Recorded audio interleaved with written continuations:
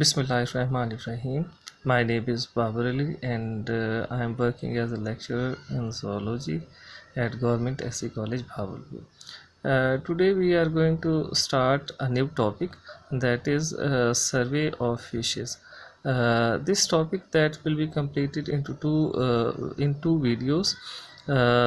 First video that covers the Agnathan's. Agnathan's are those fishes which lacks paired appendages and jaws. And second video will cover the gnathostomes. Gnathostomes are those fishes which contain paired appendages and jaws. So let's start our first video about the agnathans.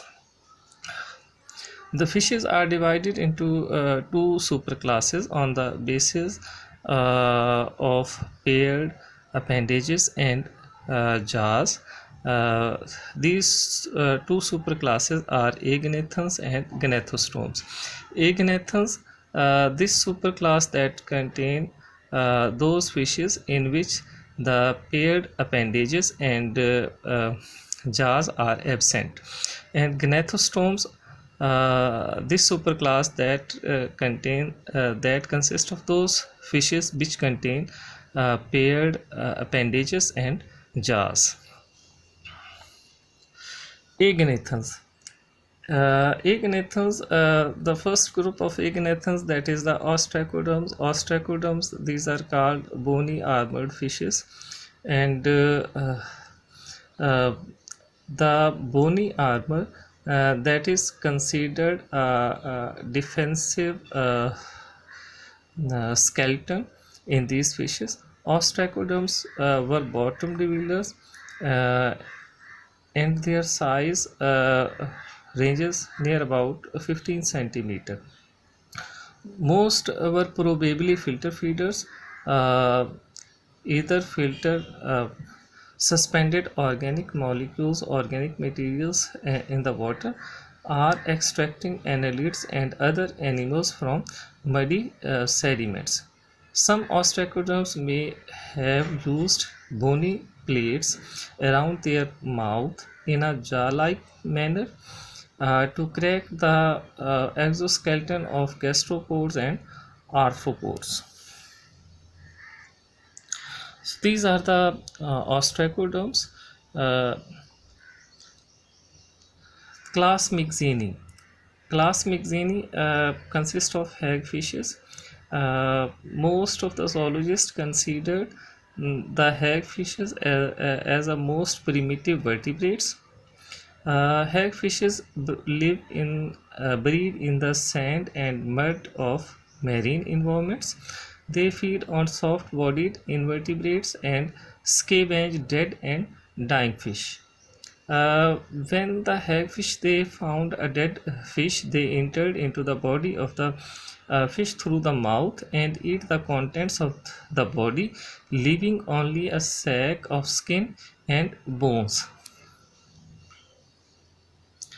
Here we can see the hagfish, which shows the sensory tentacles around their mouth, paired common aperture of gills pouches, slime glands, and the median fin.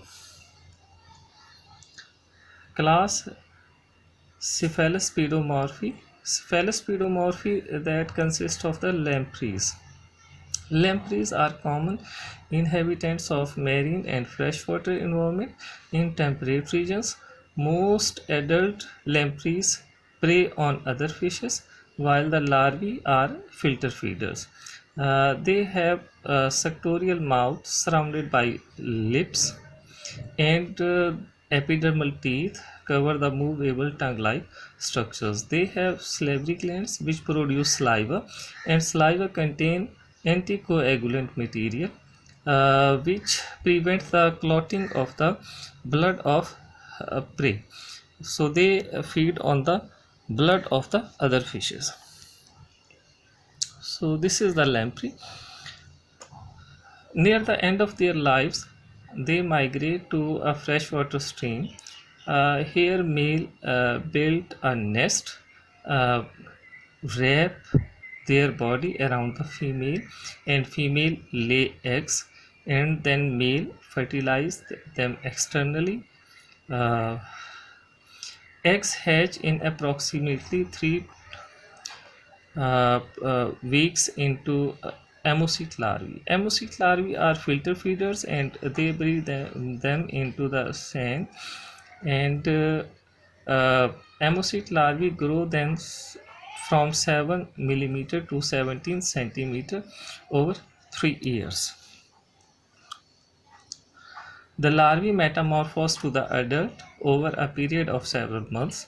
Then the adults they find their way into the sea and live as a predator. Adult returns only once to the head streams of their stream to spawn and die. Members of the genus Lamprey are called brook lampreys. The larval stages of brook lampreys last for about 3 years, and the adults neither feed nor leave their stream. They reproduce soon after metamorphosis and then die. So this shows the uh, reproduction in lampreys.